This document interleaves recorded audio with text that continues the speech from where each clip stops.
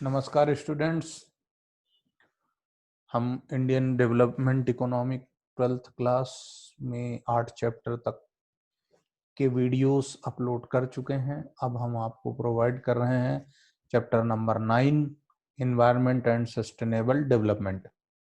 इस चैप्टर में हमें क्या क्या पढ़ना है, ये चैप्टर पढ़ने के बाद आप समझ जाएंगे। क्या समझेंगे? Environment, state of India's environment, sustainable development क्या होता है, स्ट्रेटजीज फॉर सस्टेनेबल डेवलपमेंट क्या है, और उसका कंक्लूजन एंड में। तो आइए मित्रों शुरू करते हैं। The environment and the economy are closely related. क्या है? इन्वायरमेंट और इकोनॉमी क्लोजली रिलेटेड है। कैसे? The environment provides the resources for production and consumption in the economy and receives the waste from these activities. Environment क्या करता है? Production और consumption के लिए इकोनॉमी को रिसोर्सेज प्रोवाइड करता है, यानी नेचुरल रिसोर्सेज देता है। उसके बाद इन इन इस प्रोडक्शन और कंजम्पशन प्रोसेस से जो वेस्ट निकलता है, इसको वो वापस ले लेता है।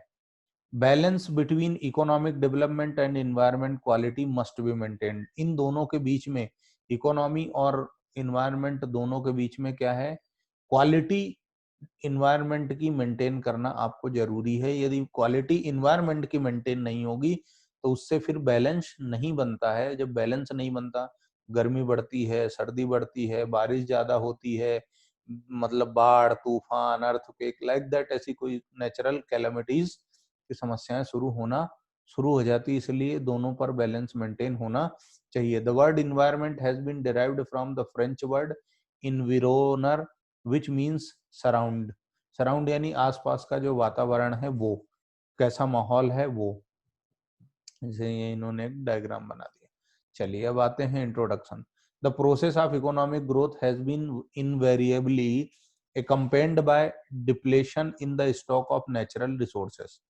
तो इकोनॉमिक ग्रोथ जो हो रही है, उससे क्या हो रहा है कि जो नेचुरल रिसोर्सेस का स्टॉक है, कहीं ना कहीं उसमें कमी आ रही है, जिसकी वजह से पॉपुलेशन का लेवल बढ़ रहा है, पोल्यूशन का लेवल बढ़ रहा है, सॉरी पोल्यूशन यानी गंदगी का लेवल बढ़ रहा है, और इन्वायरमेंट जो है वो डिग्रेडेशन हो रहा है, यानी जो क्वालिटी ऑफ इन्वायरमेंट है वो भी धीरे धीरे डाउन हो रही है।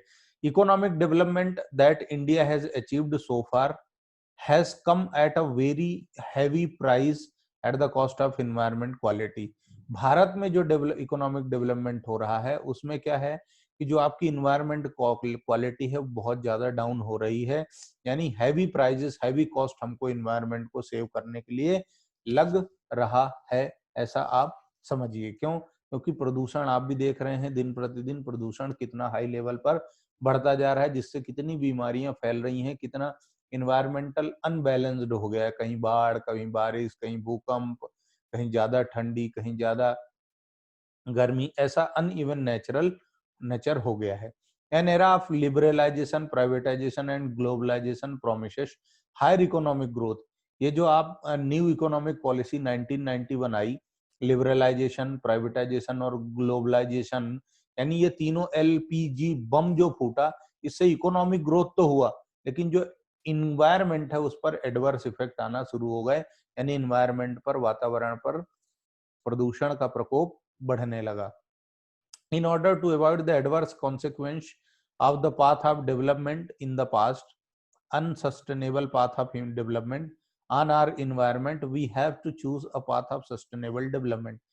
हमें ये जो इन्वायरमेंट में प्रदूषण है, इसको कम करने के लिए, इन्वायरमेंट को इकोनॉमिक के साथ बैलेंस करने के लिए, हमें कुछ सस्टेनेबल डेवलपमेंट का पाथ यानी रास्ता चुनना होगा। To achieve the goal of sustainable development, we have to first understand the significance and contribution of environment to economic development। सबसे पहले हमें सस्टेनेबल डेवलपमेंट को समझने के लिए हमें ये समझना पड़ेगा कि इसका कंट्रीब्यूशन इकोनॉमिक इन्वायरमेंट में और इकोनॉमी में और इन्वायरमेंट में क्या है। This chapter is divided into 3 sections. 3 part में डिवाइडेड है। Meaning, function and role of environment, state of environment, strategies to achieve sustainable development. 3 part में डिवाइड है। सबसे पहली शुरुआत आपको बधाई के साथ, इन्वायरमेंट। एनवायरमेंट क्या है ये समझते हैं। तो environment is defined as the total planetary inheritance and the totality of all resources.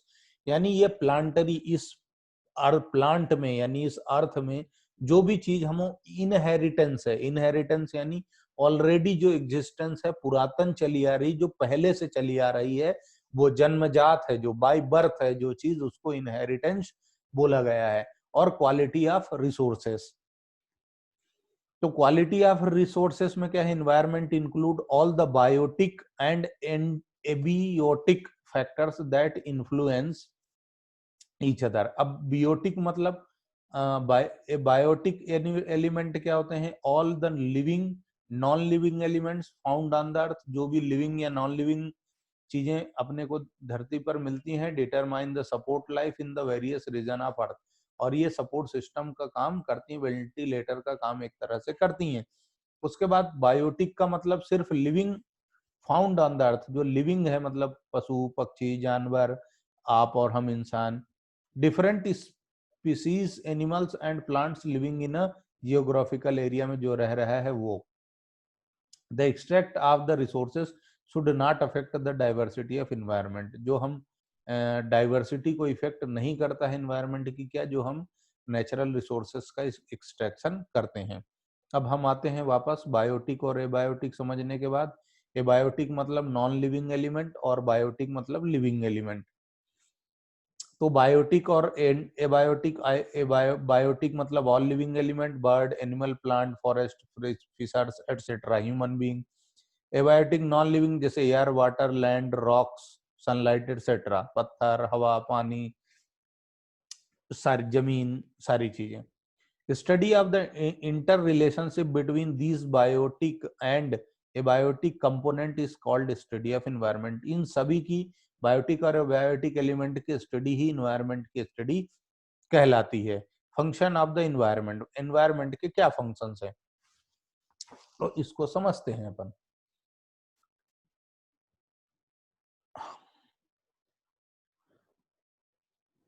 Function of the environment क्या है, सप्लाइज रिसोर्सेस। एनवायरनमेंट क्या करता है, आपको नेचुरल रिसोर्सेस देता है, renewable and non renewable resources provide करता है। एसिमिलेशन ऑफ वेस्ट, वेस्टेज जो होता है उसको एब्जॉर्ब करता है।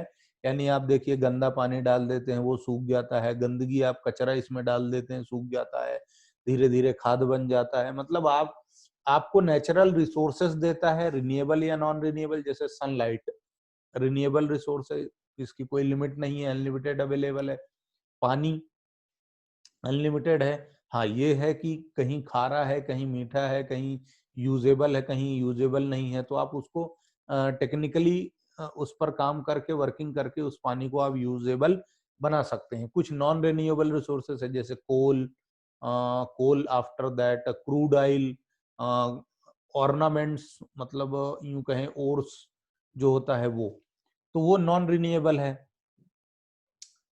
ऐसे इन ये आपको देता है और आपसे जो उसके बदले जो गंदगी है उसको एब्जॉर्ब कर लेता है वेस्टेज को। सस्टेन्स लाइफ, जीवन जीने के लिए ऑक्सीजन देता है, providing genetic and bio diversity. फिर एस्थेटिक सर्विसेज जैसे providing scenic beauty, natural beauty आपको देता है। अब एक एक चीज देखते हैं। सप्लाइज रिसोर्सेज फॉर प्रोडक्शन, तो environment continuously supplies resources which provide the inputs for production, production के लिए इनपुट रॉ मटेरियल देता है। अब और हमें रिन्यूएबल नॉन रिन्यूएबल दोनों सोर्स देता है। रिन्यूएबल सोर्स आर दो source which can be used without the possibility of the resources becoming depleted और exhausted.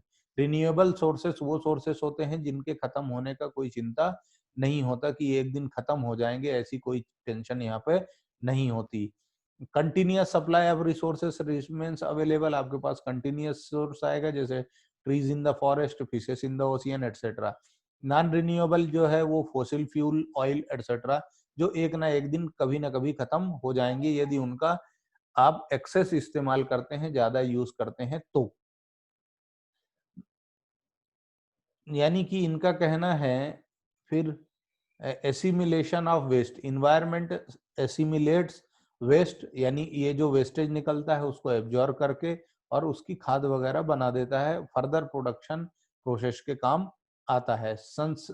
sustains life, environment sustains life by providing genetic and biodiversity, basic element of which are required for survival।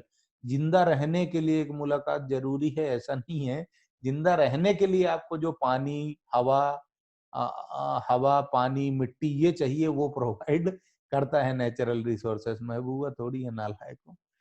Aesthetic service मतलब environment also provides aesthetic services like scenery. Scenery देता है ना, बोलते अरे क्या माहौल है यार बाबा, क्या हरियाली है, क्या बारिश हो रही है झमाझम, like that.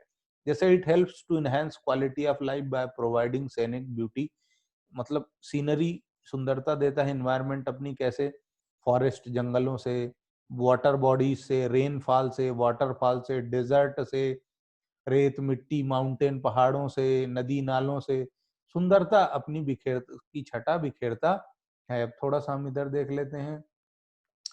The use of non renewable resources should be minimised. Non renewable resources को मिनिमाइज किया जा सकता है, करने से ही काम चलेगा। Waste that can be broken down by nature's natural process are called biodegradable wastage. Waste that can be broken down by nature's, जो वेस्टेज निकलता है उसको जो नेचुरली प्रोसेस होकर के खाद बन जाती है वो होता है बायोडिग्रेडेबल वेस्ट। फिर assimilative capacity of the environment is limited, ज्यादा एब्जॉर्ब भी नहीं कर सकती, उसकी भी एक लिमिट है। उसका यदि ज्यादा एब्जॉर्ब कराने की कोशिश होगी तो फिर वो एडवर्स इफेक्ट देती है। Service of environment help to maintain life on earth. यहाँ से जो हमको सर्विस मिलती है एनवायरनमेंट से वो जीवन यापन चलाने के काम आती है। Satisfactions which we can gain from nature, हम नेचर से क्या ले सकते हैं, resource, recreation, communication with nature etcetera. अब caring capacity and absorptive capacity, earth की, एनवायरनमेंट की एब्जॉर्बिंग कैपेसिटी क्या है ये हम अब देखते हैं। The environment is able to perform these functions without any interruption as long as the demand of these functions is within the carrying capacity। तब तक वो एब्जॉर्प्शन का काम करती है जब तक उसको समस्या ना हो, जब तक कि पृथ्वी की कैपेसिटी है एनवायरनमेंट की तब तक वो वेस्टेज को एब्जॉर्ब करती है। Carrying capacity implies that resources extractive should not go above the rate of resource regeneration। The waste generated are within the assimilating capacity, absorbing capacity of the environment। मतलब ऐसा भी नहीं है कि पृथ्वी पूरी की पूरी चीजें को एब्जॉर्ब कर लेती है और उसको वापस प्रोडक्टिव बना देती है, उसकी भी एक लिमिट है। उस लिमिट के बाद यदि आप उसको वेस्ट प्रोवाइड करेंगे तो वो आप पर एडवर्स इफेक्ट डालेगी। फिर जैसे महामारी फैलती है, बीमारियां फैलना शुरू होती हैं, या इन्वायरमेंट का अनबैलेंस होता है, कहीं ज्यादा बारिश, कहीं कम बारिश, कहीं गर्मी ज्यादा, कहीं ठंड ज्यादा, लाइक दैट, फिर अनबैलेंस शुरू हो जाता है। यानी जो कैरिंग कैपेसिटी है उसको एब्जॉर्ब करने की, कि वो रिसोर्सेस को रीजनरेट कर सके, उसके बियॉन्ड यदि आप काम करते हैं तो कहीं ना कहीं आपको दिक्कत होगी। When these conditions are not fulfilled, the environment fails to perform its vital function of life sustains and this results in an environmental crisis। अब यदि आप इसको सही से इस्तेमाल नहीं करते हैं तो फिर क्राइसिस शुरू हो जाता है। अब क्राइसिस क्या है, carrying capacity, maximum number of human beings which the environment can support. एक मैक्सिमम लिमिट है जहां तक आपको एनवायरनमेंट सपोर्ट करता है, उसके बियॉन्ड यदि आप जाते हैं तो फिर एनवायरनमेंट उस ह्यूमन बीइंग को सपोर्ट नहीं करता। तो the carrying capacity of an environment will vary for different species in different habitats and can change over time due to variety of factors including trend in food availability, environmental condition and space। कहने का मतलब ये है, carrying capacity का मतलब है जितने human being environment afford कर सकता है उसकी उस क्यों, क्योंकि ह्यूमन बीइंग को जीने के लिए उसको लाइफ सपोर्ट सिस्टम चाहिए, जैसे ऑक्सीजन, हवा, पानी, खाना, फूड, ये सारी चीजें अवेलेबल किस कैपेसिटी तक हो सकती हैं। क्योंकि यदि एक्सेसिव होगा तो फिर क्योंकि रिसोर्सेस लिमिटेड हैं, इसलिए यदि एक्सेसिव पॉपुलेशन होती है तो फिर उसको इन्वायरमेंट सस्टेन नहीं कर पाएगा, अफोर्ड नहीं कर पाएगा, तो फिर क्राइसिस जनरेट होती है। और एक वेरी करता है इन्वायरमेंट, कैरिंग कैपेसिटी वेरी करती है, अलग अलग क्षेत्रों की, अलग अलग एरियाज की, स्पेसीज की अलग डिफरेंट होती है, क्योंकि एक लिमिट है हर चीज की। इसलिए अब इन्वायरमेंट क्राइसिस, अब अच्छा ये बचा है absorptive capacity. Absorptive capacity means the ability of environment to absorb degradation. कचरा इकट्ठा करने की या निगल जाने की जो क्षमता है धरती की, वो many resources have become extinct due to overuse and wastage generated are beyond the absorptive capacity of the environment। यानी कि कई रिसोर्सेस ऐसे हैं जिनका वेस्टेज इतना ज्यादा है कि उनको वो एनवायरनमेंट की एब्जॉर्बिव कैपेसिटी से बाहर है, उनको एनवायरनमेंट एब्जॉर्ब नहीं कर पा रहा है, कहीं ना कहीं वो एनवायरनमेंट को तकलीफ दे रहे हैं, जिससे एनवायरनमेंट क्राइसिस जनरेट होना शुरू हुआ। अब environment crisis, environment fails to perform its vital function of life sustenance. यानी धरती पर जो जीवन संभव है इसमें कमी आना, लोगों का जल्दी मरना, उनकी उम्र कम होना, उनमें बीमारियां फैलना, ये क्यों हो रहा है? एनवायरनमेंट क्राइसिस की वजह से। क्योंकि वेस्टेज का जो क्वांटिटी है वो बहुत ज्यादा है, जिसको एनवायरनमेंट एब्जॉर्ब नहीं कर पा रहा है, अपने अंदर शामिल नहीं कर पा रहा है। When resources extraction or utilization is above the rate of regeneration of the resource, regenerate उसको नहीं कर पा रहा है, यानी रिचार्जेबल सोर्स नहीं है, फिर से उसको सही तरीके से नहीं कर पा रहा है, तो वो क्या हो जाएगा? Environment crisis. Huge stress on the environment, rising population, बढ़ती हुई जनसंख्या, developing countries and the affluent consumption and production standards of the development would placed a huge stress on the environment in terms of its first two functions। मतलब environment पर stress इतना बढ़ रहा है due to production, living standard या development या technological environment, जो इतना हार्म कर रहा है एनवायरनमेंट को कि उसकी, और सबसे बड़ी समस्या है बढ़ती हुई जनसंख्या, जिसकी वजह से इन्वायरमेंट अपना नॉर्मल फंक्शनिंग को मेंटेन नहीं कर पा रहा है। तो जो क्राइसिस आ रहे हैं इन्वायरमेंट में गाइस, उससे क्या हो रहा है? Decline in air and water quality. इसकी वजह से जो एयर की क्वालिटी है, हवा और पानी की जो क्वालिटी है, वो डाउन हो रही है, जो हमारे लिए क्या हो रहा है? अनहेल्दी साबित हो रही है। कहीं ना कहीं हमें उसका खामियाजा या कीमत चुकानी पड़ रही है। कैसे?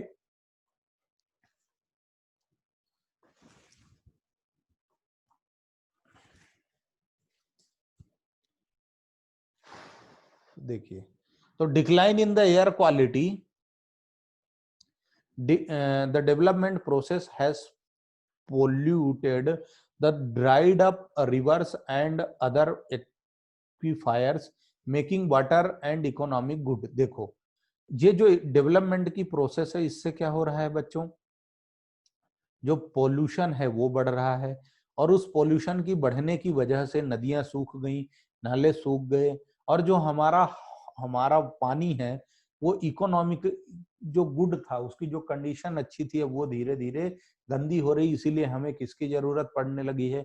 आरओ वगैरह की जरूरत हमको धीरे धीरे पड़ना शुरू हो गई है। अदरवाइज पहले का आदमी आरओ यूज करता था क्या? नहीं, नॉर्मल पानी कुएं से निकाल के पीता था, स्वस्थ रहता था। लेकिन ये जो डेवलपमेंटल प्रोसेस शुरू हुई, फैक्ट्रियां शुरू हुई, एसी का यूज शुरू हुआ, अब बस, ट्रेन, कार, इनका ये कंजम्पशन शुरू हुआ, इनसे जो एनवायरनमेंट को धूल धुआं अब मिलता है, इसकी वजह से पॉपुलेशन इतनी ज्यादा है कि गंदगी इतनी ज्यादा निकलती है, जिसकी वजह से पानी और हवा की क्वालिटी खराब होना शुरू हो गई। दिल्ली में तो देख ही रहे हैं आप, दिल्ली की हालत कैसी है प्रदूषण की वजह से। तो एयर और वाटर की quality, 70% of water in India polluted है। 70% पानी भारत का गंदा है, जो यूजेबल कंडीशन में नहीं है, जिसकी वजह से बीमारियां लोगों को लगना शुरू हो गई हैं। उसका कैपेसिटी जो है, वर्किंग कैपेसिटी ह्यूमन का, वो उतना अच्छा नहीं है। पहले का आदमी देखो जल्दी से बीमार नहीं होता था, स्वस्थ रहता था, दूबला पतला रहता था, उसको ज्यादा कोई बीमारियां नहीं हुआ करती थी। In this situation expenditure on health is also rising. इसकी वजह से जो हमें कभी मेडिक्लेम लेना पड़ता है, कभी लाइफ इंश्योरेंस लेना पड़ता है, कभी बीमार ही आदमी रहता है, तो स्वस्थ रखने के लिए आदमी को खर्चे बढ़ना शुरू हो गए। These are the health cost of degradated environment quality. ये हेल्थ पर बुरा असर डाल रही हैं और हेल्थ को मेंटेन करने की कॉस्ट बढ़ रही है, और यही कॉस्ट है इन्वायरमेंट की क्वालिटी को गंदा करने की। यदि आप इन्वायरमेंट की क्वालिटी को गंदा नहीं करें तो हो सकता है कि ये हेल्थ पर जो खर्चा है वो इतना ज्यादा ना हो। समझना पड़ेगा मित्रों, इन्वायरमेंट को आपको संभालना पड़ेगा, तो ही आप स्वस्थ रह पाएंगे। यानी साइकिल का इस्तेमाल ज्यादा होना चाहिए as compare to vehicles other than cycles. So let's start extraction of resources. What this mean? This mean that the intensive and extensive extraction of both renewable and non-renewable resources has exhausted some of these vital resources. We are compelled to spend huge amount on technology and research to explore new resources. नया resource, पुराना जो resource है वो कहीं ना कहीं खत्म होता जा रहा है क्योंकि वो नॉन रिन्यूएबल है और कंजम्पशन इतना ज्यादा है। तो कहीं ना कहीं हमारी जो टेक्नोलॉजी है वो नए नए रिसोर्सेस की खोज में लगी है, जहां पर हमें बहुत ज्यादा एक्सपेंसेस करने की जरूरत पड़ने लगी है। ग्लोबल इन्वायरमेंट इश्यूज क्या हैं? ग्लोबल वार्मिंग, ओजोन डिप्लेशन, ये आपने 9th-10th में भी पढ़ा होगा, ये बढ़ रहा है। जो गवर्नमेंट की जरूरत है फाइनेंसिंग बढ़ाने की, उसको मेंटेन रखने की। Opportunity cost of negative environment impacts are high. We are compelled to spend huge amount on technology पर हमें ज्यादा करना पड़ रहा है, हेल्थ पर हमें खर्चा करना पड़ रहा है। Global environment issues also contribute to increase financial commitment. और ग्लोबली जो इन्वायरमेंट खराब हो रहा है उसका भी असर हमारी जेब पर पड़ता है। Reversal of supply demand relationship, demand कम है और सप्लाई ज्यादा है। In the early days of civilization, before this phenomenal increase in population and before countries took to industrialization, the demand for environmental resources services was much less than their supply. इनका कहने का मतलब है ये है कि जब से सिविलाइजेशन शुरू हुआ, इंसानों की प्रजातियां शुरू हुई, पॉपुलेशन कम थी, इंडस्ट्रियलाइजेशन नहीं था, उस समय जो इन्वायरमेंटल रिसोर्सेज की डिमांड थी वो कम थी और सप्लाई ज्यादा थी। रीजन क्या था? अब ये देख लो, यहाँ पर वही लिखा है, पॉपुलेशन एब्जॉर्प्टिव कैपेसिटी में था, rate of resource extraction less than था रेट ऑफ रीजनरेशन, यानी जो रिसोर्सेस का एक्सट्रैक्शन था नेचुरल वो कम होता था। Due to the above reason environment problems did not arise. उसकी वजह से भाई पॉपुलेशन कम थी, इतना ज्यादा डिमांड नहीं होता था, तो जो रिसोर्सेस थे वो मेंटेन थे, गंदगी भी नहीं होती थी, जिसकी वजह से क्या था, एनवायरमेंट मेंटेन था। फिर डिमांड ज्यादा हो गई, सप्लाई कम हुई, क्यों? इसका अपोजिट कर दो, क्या होगा? पॉपुलेशन बढ़ गई एब्जॉर्प्टिव कैपेसिटी से एनवायरमेंट की, और जो रेट ऑफ रिसोर्स एक्सट्रैक्शन है वो भी बढ़ गया, जिसकी वजह से क्या हो गया? एनवायरमेंट क्राइसिस शुरू हुए। अब थोड़ा सा ये समझ लेते हैं ग्लोबल वार्मिंग क्या है। Gradually increase in the average temperature of earth's lower atmosphere as a result of the increase in greenhouse gases since the industrial revolution. Industrial revolution होने की वजह से क्या हुआ बच्चों कि ग्लोबल वार्मिंग बढ़ना शुरू हो गई, यानी अर्थ का टेम्परेचर जितना चाहिए उससे बढ़ना शुरू हो गया। इसकी वजह से man made increase carbon dioxide बढ़ गई, ग्रीन हाउस इफेक्टेड से जो फॉसिल फ्यूल्स हैं उनका डिफॉरेस्टेशन की वजह से गर्मी बढ़ना शुरू हो गई, जिससे ओजोन डिप्लेशन शुरू हुआ, यानी ओजोन की जो स्ट्रेटोस्फियर में लेयर है वो पतली होना शुरू हो गई, जिससे जो हार्मफुल रेज हैं, किरणें हैं, वो धरती पर आना शुरू हो जाती हैं। caused by high level of chlorine and bromine compound के बढ़ने की वजह से हमें तकलीफ होना शुरू हो गई, जिससे कूलिंग के लिए जो रेफ्रिजरेटर, एसी ये जो चालू हो गए, इनकी वजह से भी हमें तकलीफें होना शुरू हुई। अब रिजल्ट क्या आया?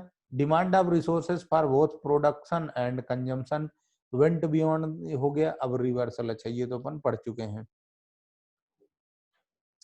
Reversal of supply demand relationship ये क्या है, ये समझते हैं। Causes of depletion of resources, पहले ये पढ़ लेते हैं फिर इसको पढ़ेंगे।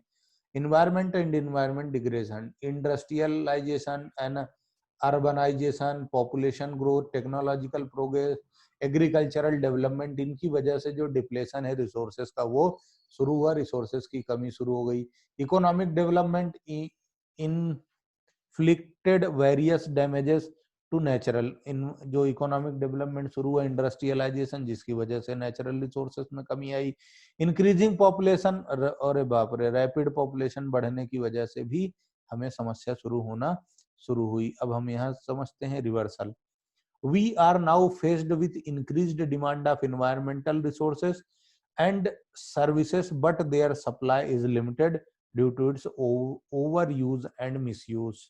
As a result, environment issues of waste generation and pollution have become critical today. आज की डेट में एनवायरनमेंट एक बहुत बड़ी समस्या बन गई है। क्यों? क्योंकि हमारा जितना रिसोर्स है उसमें डिमांड बहुत ज्यादा है और उसका ओवर कंजम्पशन है पॉपुलेशन ज्यादा होने की वजह से, और उसका मिसयूज भी है। हम प्राकृतिक चीजों का, रिसोर्सेस का, जैसे पानी, बिजली, हवा, इनका हम बहुत ज्यादा वेस्ट करते हैं, बिल्कुल भी चिंता नहीं करते। State of environment, state of India's environment, abundant natural resources. Natural resources क्या होते हैं गाइस?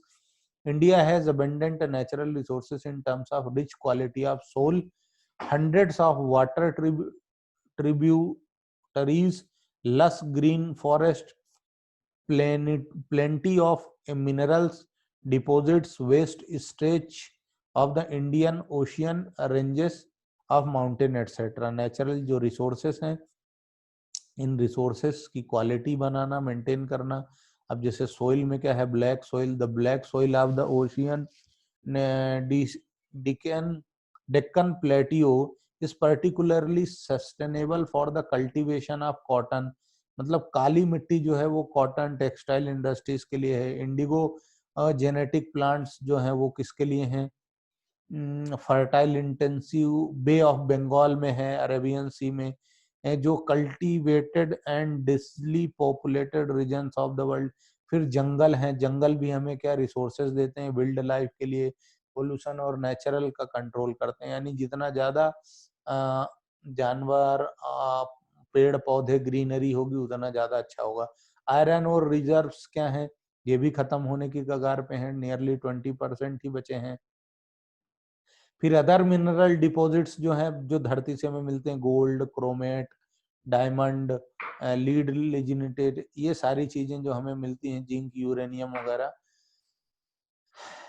ये इनकी कमी आना धीरे धीरे शुरू हो गई है।